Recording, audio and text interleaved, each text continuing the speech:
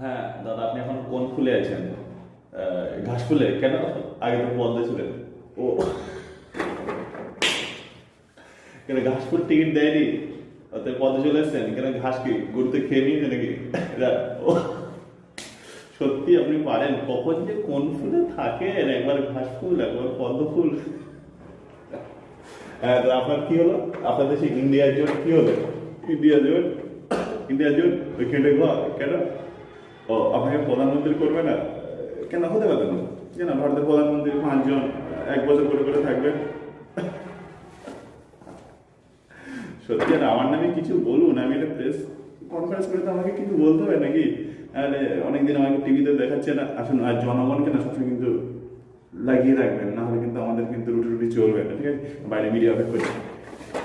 হ্যাঁ, আমাদের একটা সর্বদলীয় বৈঠক হচ্ছিল। সেখানে আমাকে বিভিন্ন দলে নিতে চাইছিল, কিন্তু আমি এই মুহূর্তে